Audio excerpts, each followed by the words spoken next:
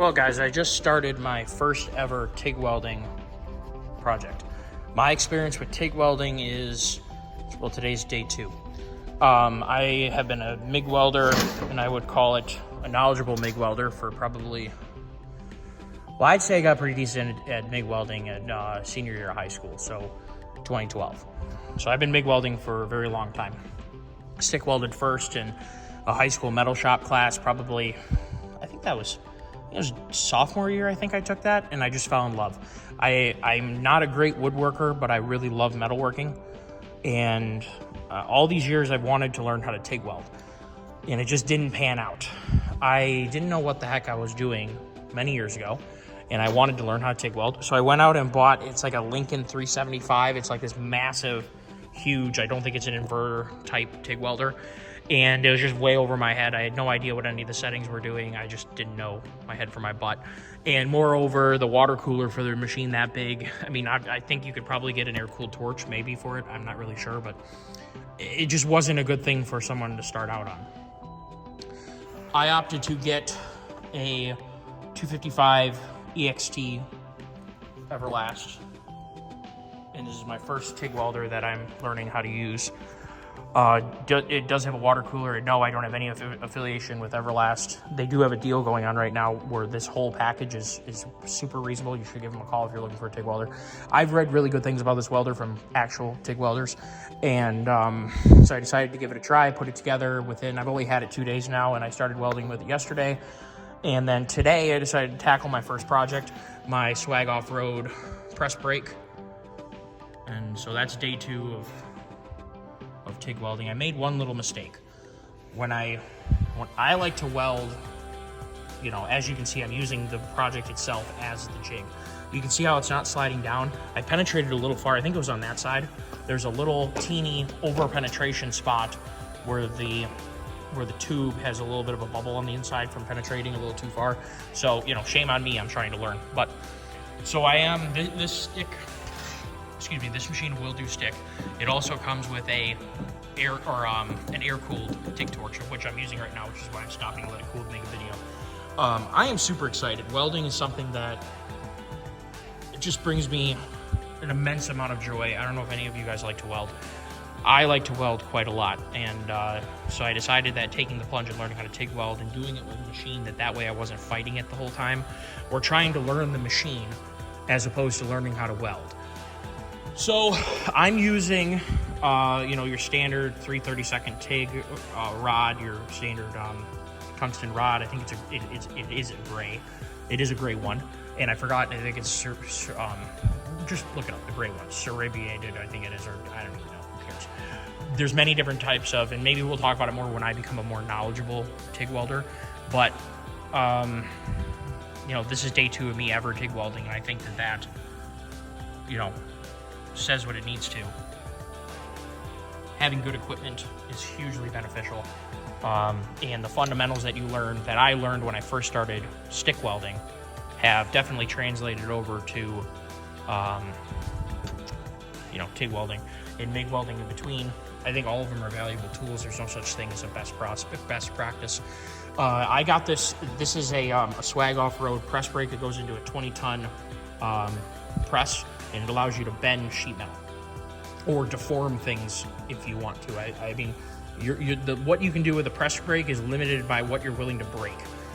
So, and how much deformity you want in your part. So I am building this, which I was going to do as a MIG project.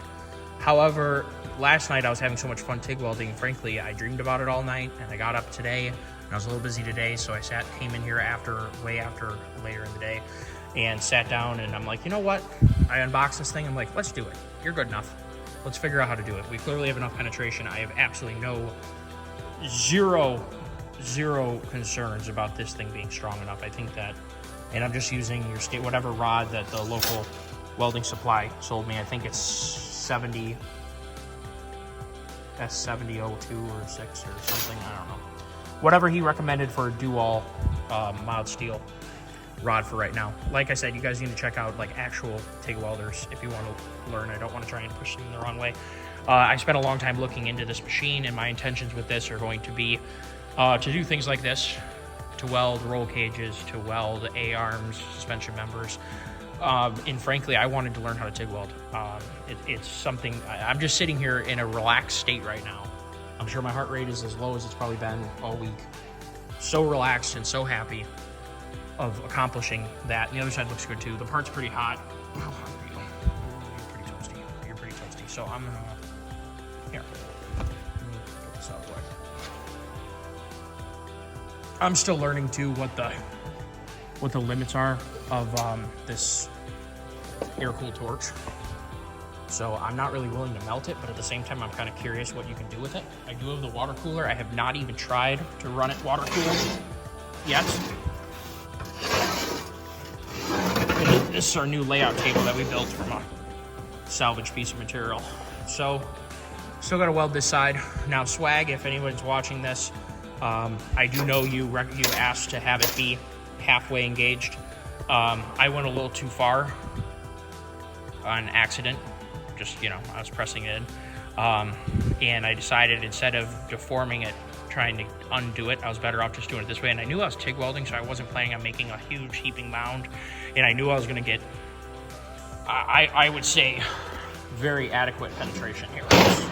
I haven't even looked here, so you guys can, if I make a fool out of myself, fine. Yeah, I think we have enough penetration there. This is pretty thick material, just 1/4 inch material. Good enough for right now. Let this thing cool. But yeah, I'm pretty jazzed with the results, and I you know, I'm definitely a blue man. I'm not gonna lie.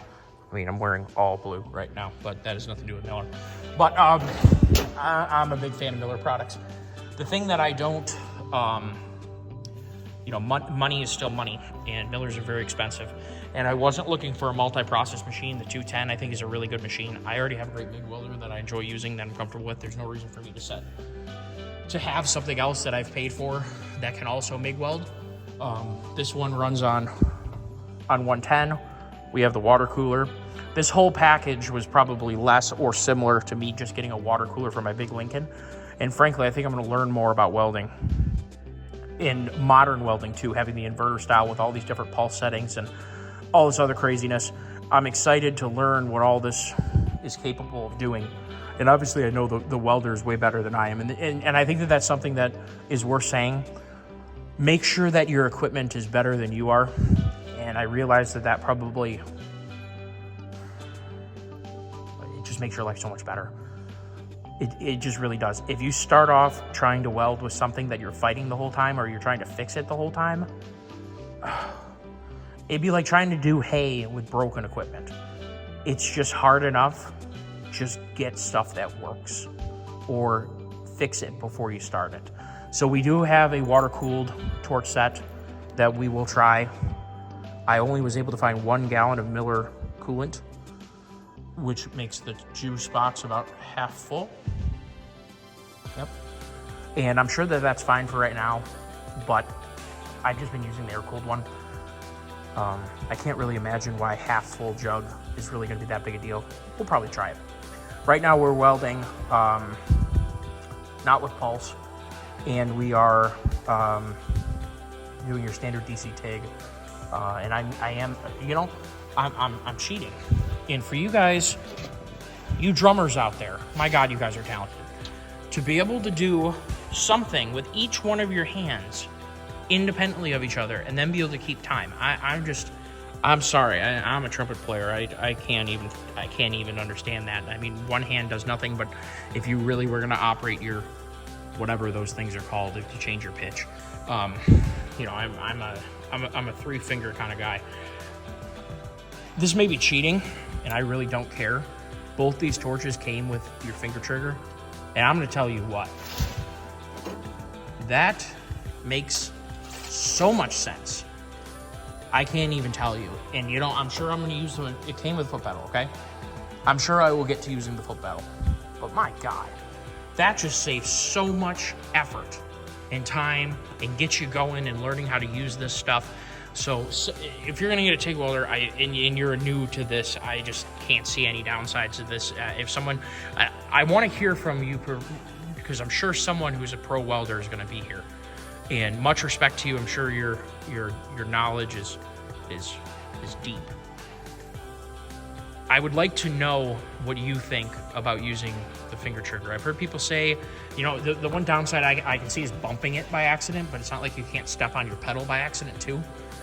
I just think this is just the bee's knees. And for what I'm going to be using this for, welding up cages potentially, and just in general working in tight spaces and whatnot, not having to deal with your foot in the way. And I'm just going to tell you guys, being tall, my legs are really long, I have a hard time finding the comfort. Either I'm sitting too high or I'm sitting too low. Just the pedal thing, maybe it's just because I'm weird. Maybe the foot thing just isn't for me, but I always struggled with TIG with the foot thing. That finger trigger, I'll tell you what, is just a really nice thing to have. So we got one more weld to do here. We got to burn this little guy in. And I just got to clean up a couple little things. This surface right here is where the press fingers go into, and this needs to be free of anything. I think there's a couple little, maybe there's little dabbles over there that may have spilled over by accident. I'm not sure. I think this is more than strong enough, judging by the colors that we're seeing here. I mean, this got some penetration all through, and this is heavy, solid material. I just think we're good to go. I'm not even worried about that. I got to clean up the inside of whatever side this is. I don't know, you guys tell me. I'm very pleased with that. Sorry, I'm trying to get this to, there we go. I'm just very pleased with that for a new guy, and I'm happy with that. So this is an exciting day for me, first project with this, and I just decided to go for it. I mean, this is by far the most welding I've done with a TIG welder yet. I've welded more inches here. I mean, most of this was honestly my buddy over here welding this. That's just the backside. We were screwing with this yesterday. I think I welded this, and then my buddy was welding some things. I think my buddy did this, and I think I did this, and I think I did this. And I had started off with these butt welds and whatnot, and I was just trying to figure out what setting did what, and I had reverse polarity on here when I first turned it. That's how new. Yesterday I had reverse polarity. I had the polarity reverse. So if you guys want to make fun of a YouTube creator, here's your opportunity. Second day of welding, day one I had the wrong polarity. So I think I would call that exponential improvement. So I'm going to burn that in, and we will see how this goes. I'm going to title this, you know, about first project and also about the welder. But I just want to keep everyone in mind. I bought this on the recommendation of people who I deem to be knowledgeable. Do not buy this on my recommendation. I chose to buy it based upon knowledgeable people making content showing what this machine is capable of, whether it was with aluminum, mild steel, stainless, and ductile iron and things like that, with DOM and chromoly. I am not a knowledgeable TIG welder. I got what I thought would work the best for the most reasonable price, and so I ended up with a green machine to go next to my blue one, which I dearly love. That 212 is, whew, that machine has just always been clutch for me. We've done a lot of work with that machine, a lot of body work, a lot of fixing things, building cool stuff, bumpers. We got way more to do, so if you want to see some bumper fabrication, and yes, that's kid's bike. We got a bumper we're going to build for that old girl. Not for Farmall. Farmall doesn't need a bumper. For the old 12 valve, we finally got that ugly front edge off her. And so yeah, we're going to finish this, and this obviously is going to be the future of more fabrication stuff. So we will be doing more of that because it is my passion, and I will try and make interesting content while pursuing what I enjoy doing, because that's, I guess, what this channel is all about. I don't really go out of my way to do something that I don't do. I just try and share the things that I do. So here we go. I'm going to weld this in. Thank you all for watching. I appreciate your time, and we will press on to the next video. You guys take care of yourselves. All right, I lied. This is not the final weld. We got to weld the top piece on. I don't know what those little dinklies are. A little bit of probably liquid from impurities.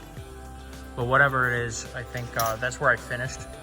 So I'm assuming we had some impurities right there, but it is what it is. We have, this is not does not need to pass a weld test anytime soon. I'd say we got a good bit of penetration there, especially for a 1/4 inch. So I'm pretty jazzed about that. So we shall move on to the top ring. By the way, this isn't the last thing we're gonna weld. We gotta weld the top ring where the press actually grabs, the foot goes in. So we're gonna do that.